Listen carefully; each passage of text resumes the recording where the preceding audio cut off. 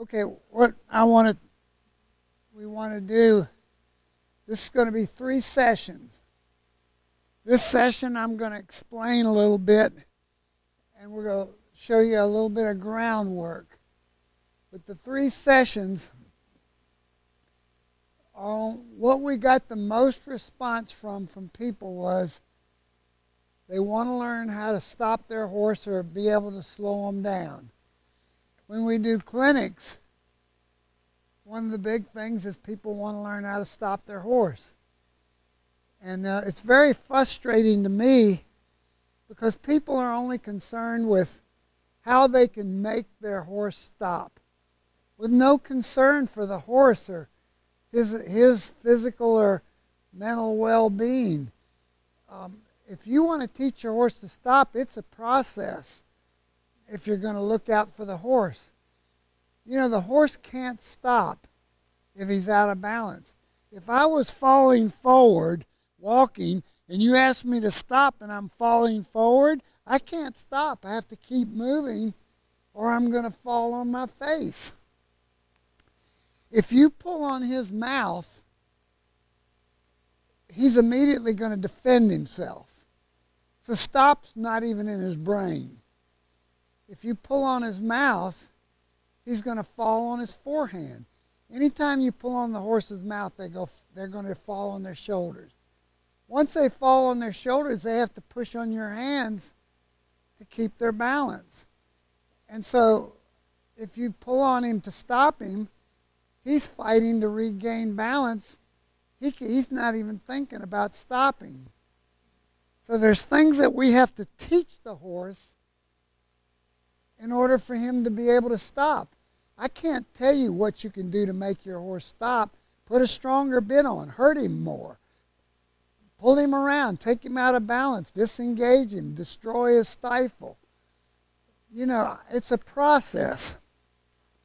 He has to understand, if I touch the reins and touch the corner of his mouth without pulling on his tongue or pulling on his mouth, his brain has to understand if I touch the bit and it touches the corner of his mouth, he has to take weight back to the hind legs and get off his chest. Now he'll be in a posture that he can use his hind legs for brakes instead of his front legs, and he can stop himself or slow himself down. So my groundwork, or when I ride, I'm always teaching my horse when I touch the corner of their mouth, like with an ounce, just a feel, no pull. He's got to learn that means take his weight back, get off his chest. So all of the things we're going to do are going to do that. But if you do things like pull on your horse's mouth to turn left and turn right, or pull on his mouth to back, you are teaching him when you touch his mouth to fall on his chest. If you pull on the right rein to turn him right, when you pull back to turn right, you kill the hind leg coming forward. Now he can't balance himself on his hind leg, so he has to fall on his shoulder. And he falls forward to turn right. When I turn him right, I taught him if I touch this rein and turn my core in forward motion, his hind legs push him through the turn.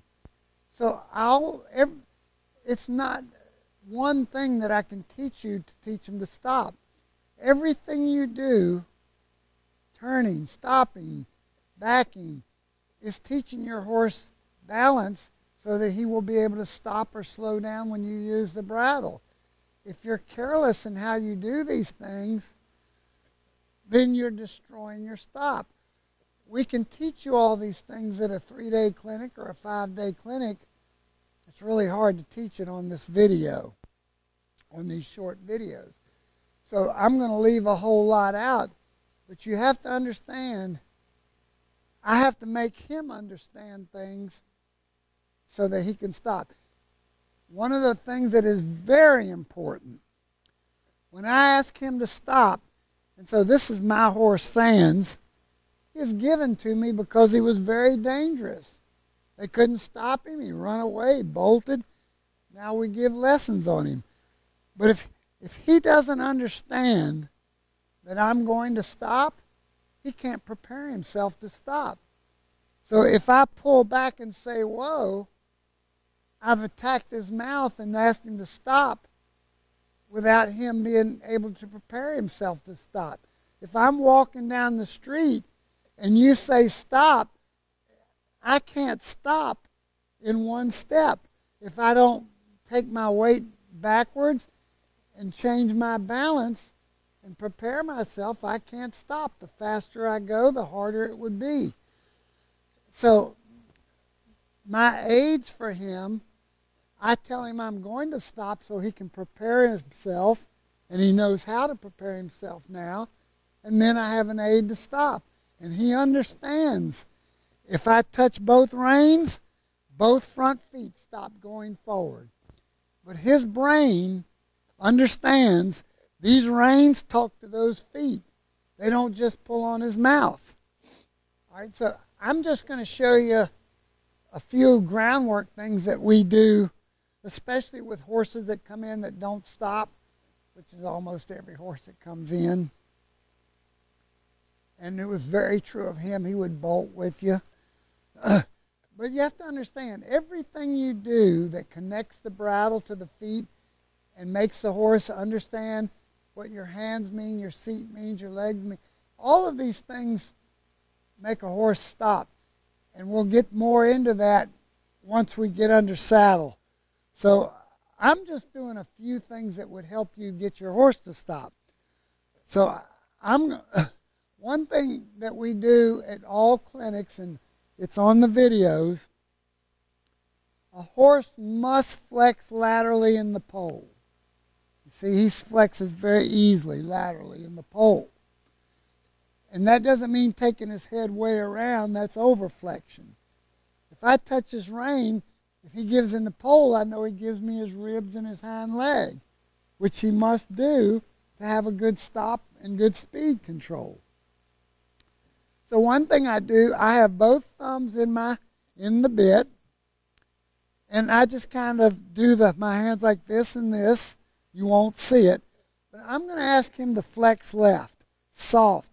I'm going to barely touch the bridle. And see, he gives me a flexion. Now I'm going to barely touch the bridle and ask for a left flexion, right flexion, left. And I mean feather-light. If he can't do that, he's never going to flex through his spine. And longitudinal flexion is what makes your horse stop and have speed control. When they get to your hand going forward, they soften to your hand. If they don't give in their spine all the way through, they're very rigid and they push on your hand when you try to stop them. So I've got to make sure I have that flexion.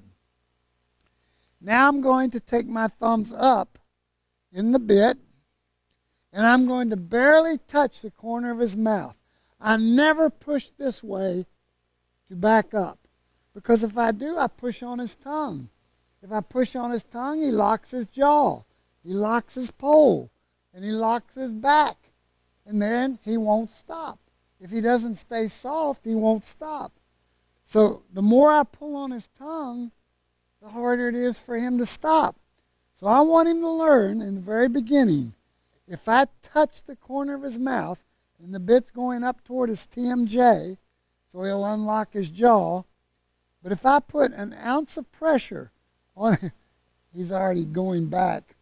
He knows this, because I don't want to get run away with, so I've taught him this.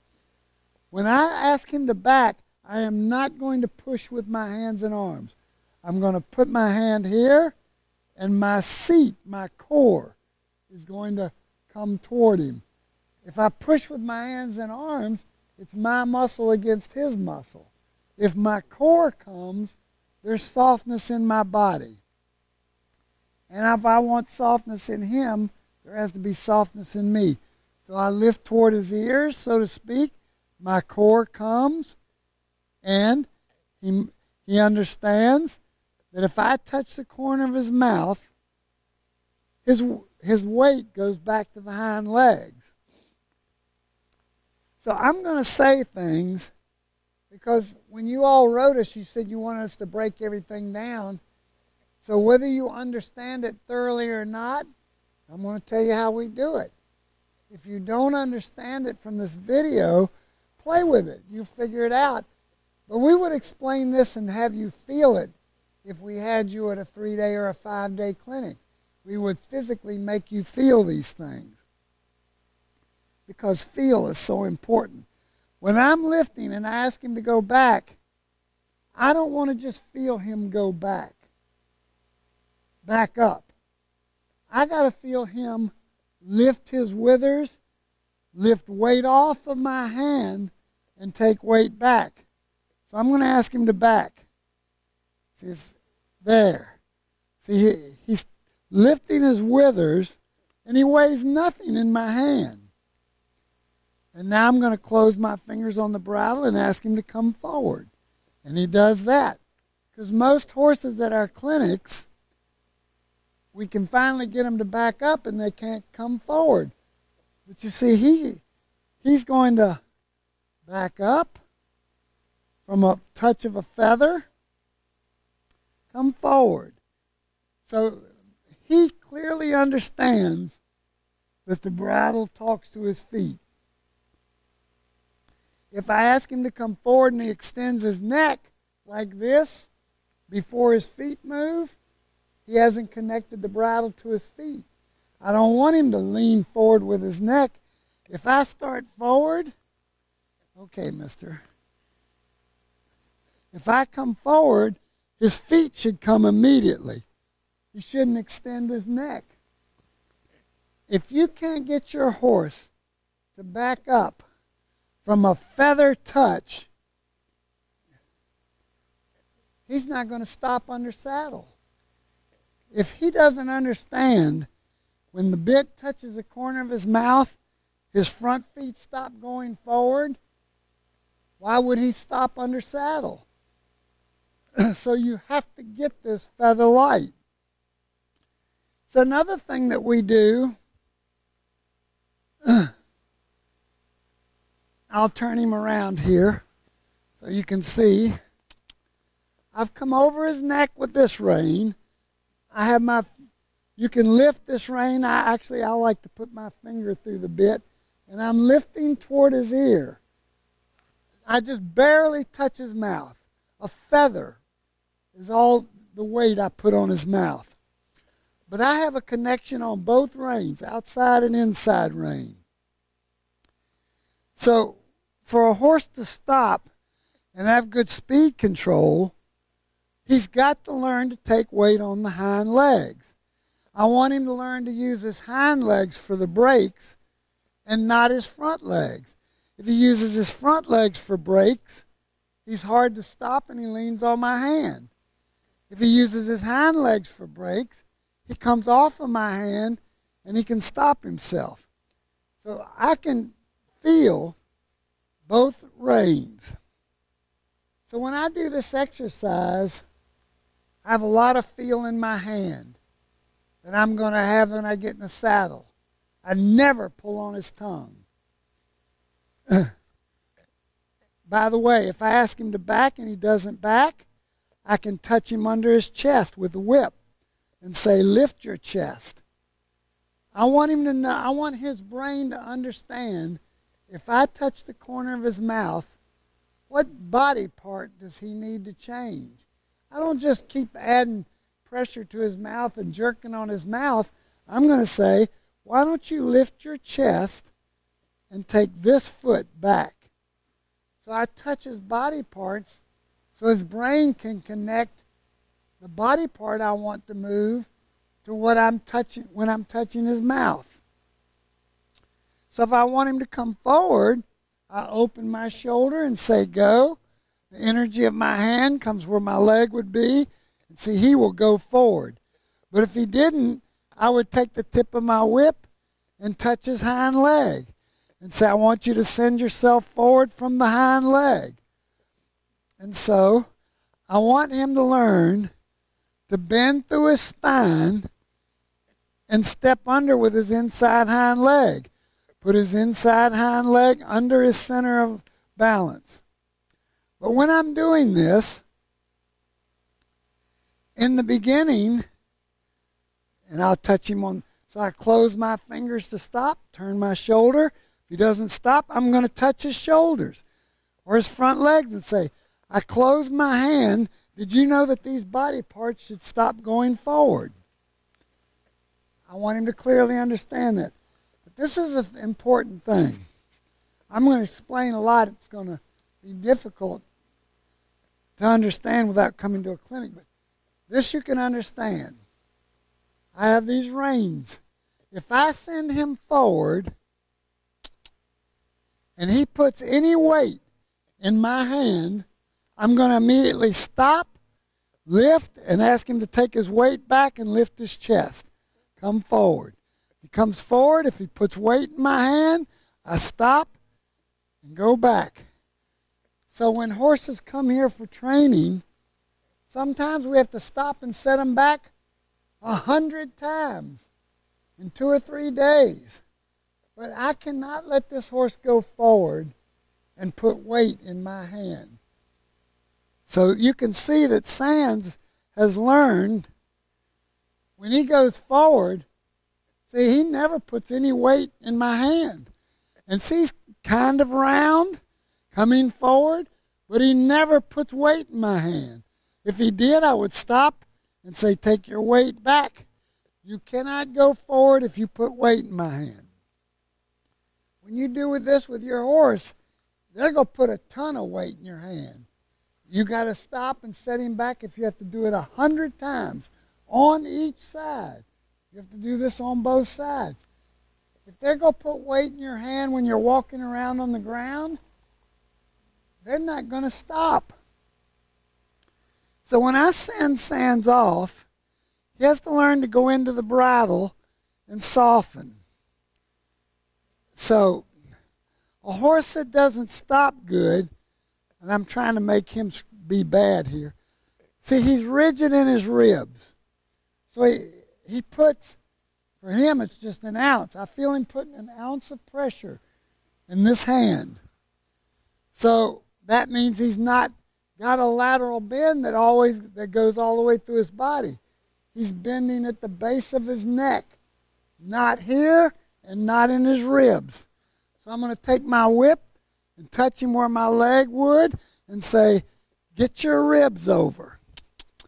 And now his head will go down. See his head go down?